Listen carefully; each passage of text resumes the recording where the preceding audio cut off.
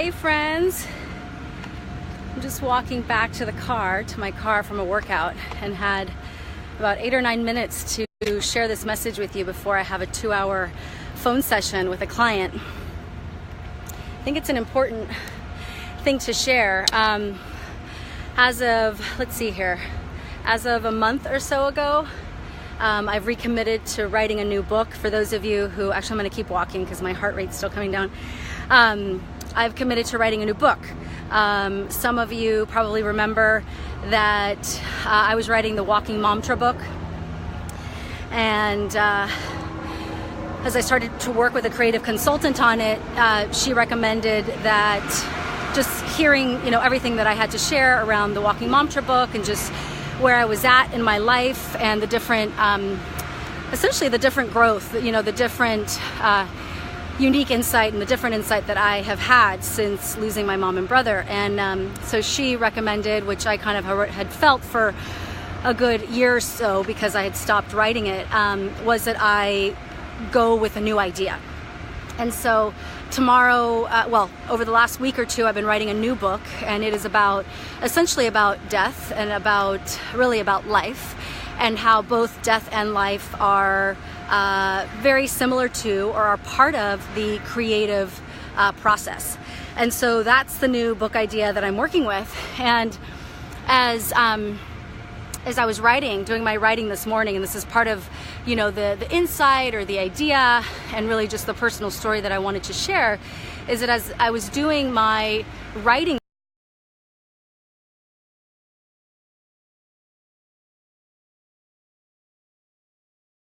let's see if this is going to work. So I thought back to, I'm going to go over here for the last couple of minutes of this share.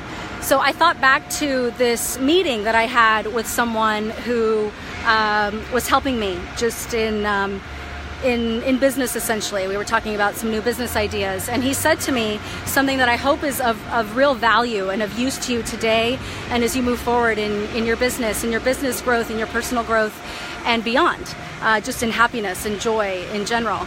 And that was, he said, Michelle, you've been helping other people grow their businesses, but you haven't been growing your own. Now, it was kind of a hard pill to swallow because at the very second that he shared that to me, I knew exactly what he meant. But he basically continued, and he said, you've been helping other people grow their brands, grow their businesses, but you haven't really been growing your own. And, think about it for yourself. And this is essentially what he was trying to say, and how I took it was, think about, the passion projects, the writing projects that you and I have, the charitable projects that you and I have in mind or in heart, and how so much of the time we don't follow those passions. We don't follow those writing ideas. We don't make time for, these, basically, the things that will really grow us, and that will grow our businesses, meaning all of these beautifully creative ideas and or projects that we have on any given day, or maybe you've been sitting on one for 10 years or 2 years or a year. All of these creative projects that are very much our business. Like, have we been making time? Have we been basically living our lives first, and making sure that we are, checking that box of following, essentially prioritizing our happiness, so that then we can turn around and raise happiness in our families, raise happiness in our communities. And so, it was like I said, and I'm still huffing and puffing from my workout. It was a hard pill. It definitely was something that made me stop. And it doesn't mean, again, and it didn't mean to me that I needed to stop working on my business, or helping other people grow their creative projects, and grow into or step into, their most full creative lives.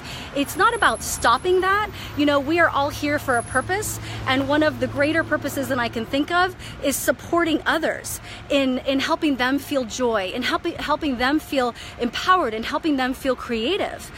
And are we feeling that way as well?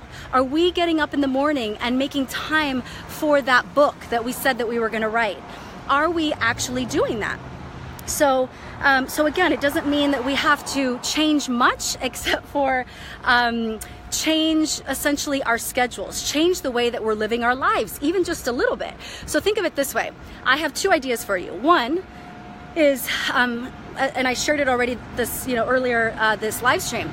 I do my writing very first thing.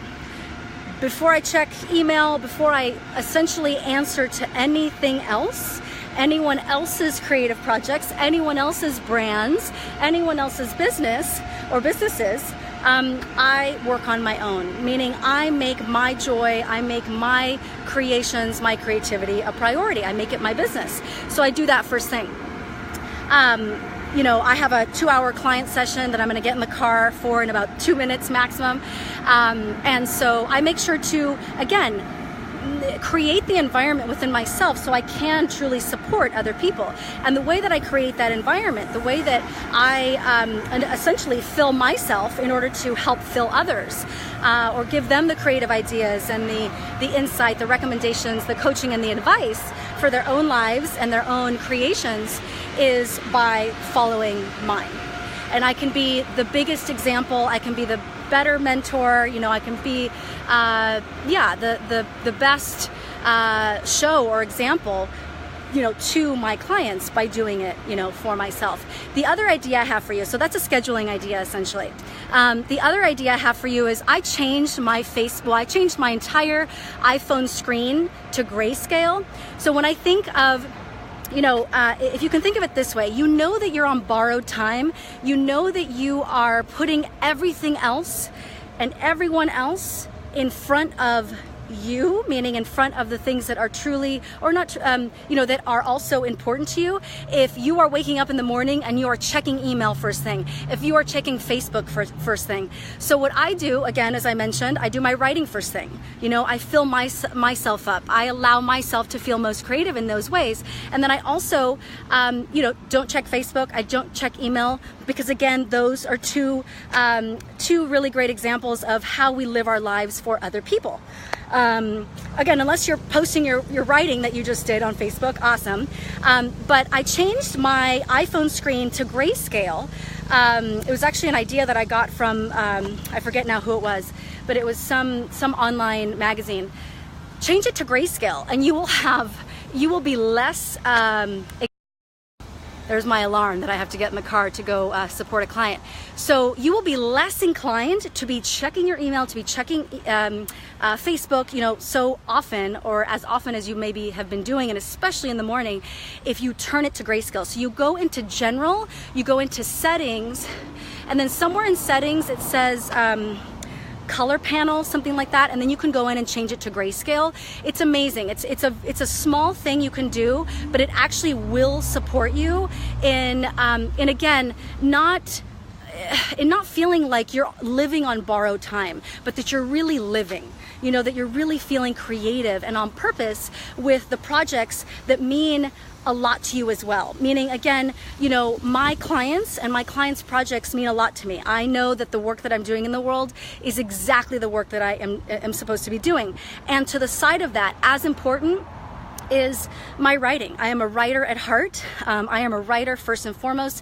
I am a creative first and foremost. And so, to prioritize both of those and to make my life an expression of how both of those things are equally as important to me means doing these little hacks, again, changing my phone to grayscale, putting alarms like I just did, to know, that I'm going to be getting to my client for her 2-hour phone session on time without rush, and then again, just doing my writing first thing. I just did my workout, all of those things that make us feel and that make us better equipped to support others. So with that, I'm hopping in the car from my workout to go support Jill.